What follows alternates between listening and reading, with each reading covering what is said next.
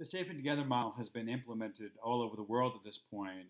We've worked for a number of years across different jurisdictions in the United States, large states, really working with child welfare at a state level, working with domestic violence advocates, women's sector workers to improve their advocacy, to work with child protection to help improve their practice so they can actually do a better job with families that have been impacted by domestic violence perpetrators' behavior. We talk about the Safe and Together model as being a perpetrator pattern based approach.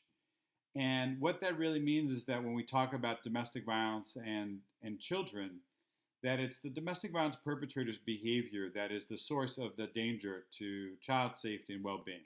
The other practices that have been implemented all over the world, really, folks have looked at it as actually the domestic violence survivor's behavior that's responsible for the harm to the kids.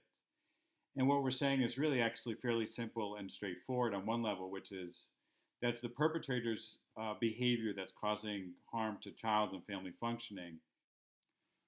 Under the old paradigm, literally, women would be told that they were supposed to make sure their partner wasn't going to get violent again. And actually, in old practice, they would be asked to sign agreements to make sure that he didn't get violent again.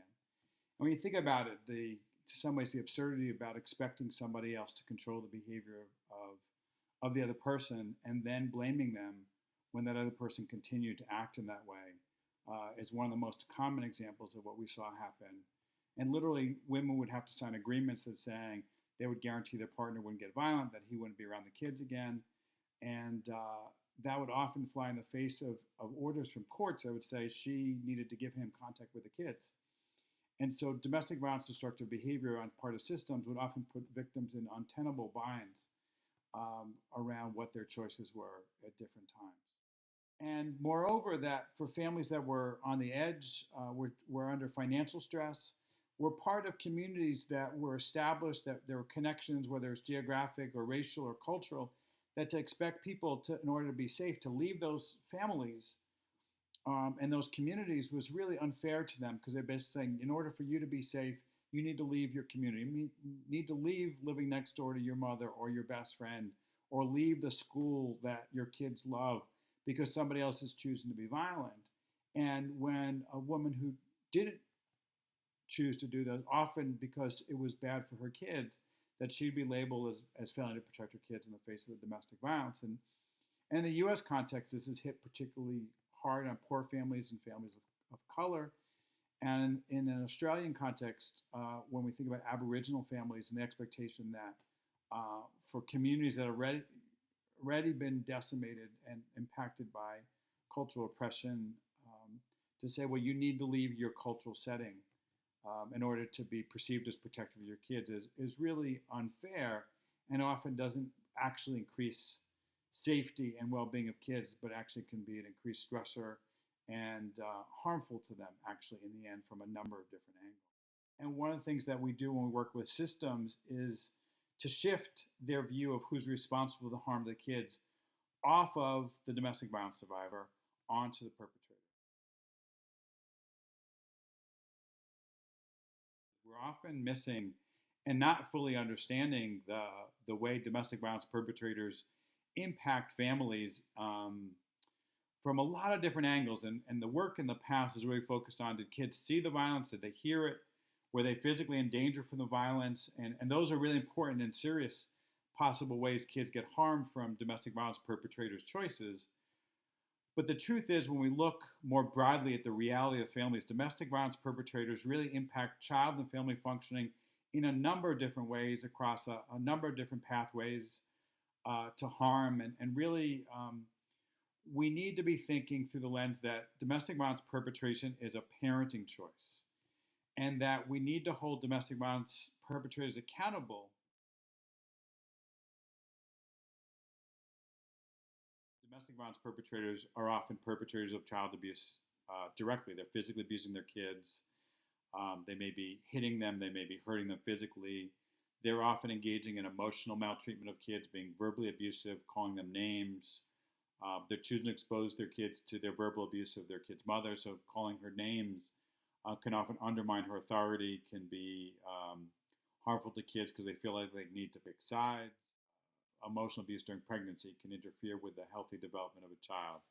domestic violence perpetrators could interfere with somebody going to get perinatal visits and well baby checkups. Example of this might be that he's controlling around money, he's controlling around where she goes and mileage in the car and what she spends, and so dictates to her how she goes to the supermarket, how long it should take, what she should spend, and then tells her she needs to take the kids. And so imagine trying to focus on your kids' needs when you're really worried about what's going to happen when we get home, and not only worried for yourself, but what he's going to choose to expose the kids to. So the kids want to go and play, they want to stop off at a friend's house, they want to stop and pick up something special or buy something special at the market, and all those things become issues of tension between the mother and the kids because she's afraid of the dynamic that the perpetrator may engage in when she comes home. And so it's the perpetrator, even though they're not physically present in that situation, that's often guiding the interaction between the mother and child. And all these different things can be thought about parenting choices and really are very different than what a good parent would do, because a good parent would want to support a strong positive relationship between their kids and their mother.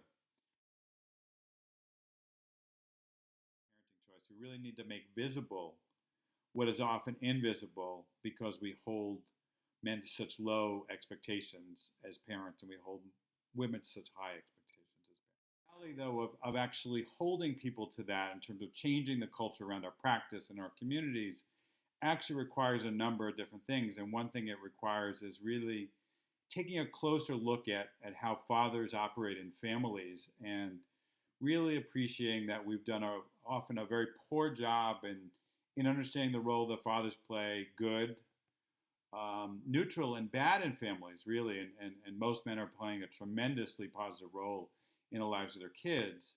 But differently about domestic violence perpetration as a parenting choice, we really shift everything. We shift all our conversations with each other, with the family.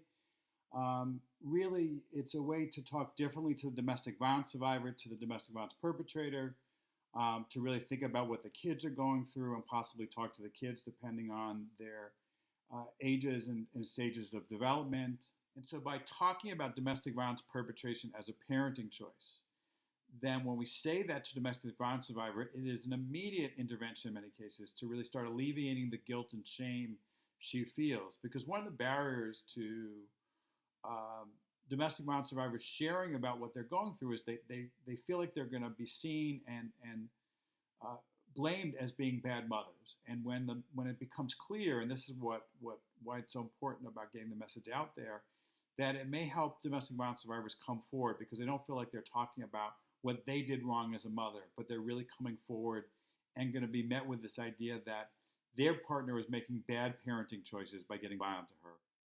From a point of view of professionals, good practice, good domestic violence informed practice really involves us talking about the story of what the perpetrator did and how it harmed child and family functioning. And that in some ways is really the heart and soul of this idea of perpetration is a parenting choice.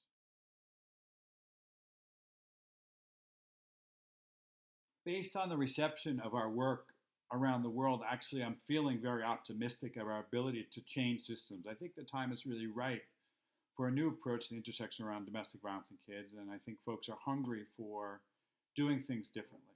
We want to really skill up our agencies, our communities, our conversations, that really we start asking more questions about father's contributions in all families, really, to be honest, about what's his support for the kid being on medication or the kid being involved in sports or going to therapy, or how does he help get the kids to the doctor, or how is he involved with making sure that the kids' emotional needs are being met, and how is he supporting his partner in her day-to-day care of the kids. If she's the primary caregiver and he's out of the home a lot for work or he's engaged in other things, that doesn't mean his parenting responsibilities are just about employment. They're about how he supports her in her day-to-day work and relationship with the kids. And so move to an explicit articulation, our definition of a good father, that it includes respectful treatment of their child's mother, whether they're in relationship with her or not.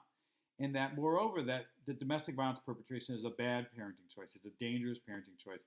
It's a destructive parenting choice and has a tremendous amount of ramifications for child and family functioning. And I think that then we look through the lens of really understanding that being a good dad includes positive, respectful treatment of the child's mother, then you really begin to open the door to better assessment of families, to really making better decisions around custody and visitation and access in divorces. I'm feeling really optimistic about change. And I'm really feeling optimistic about how we can do a different job around families and around working with fathers.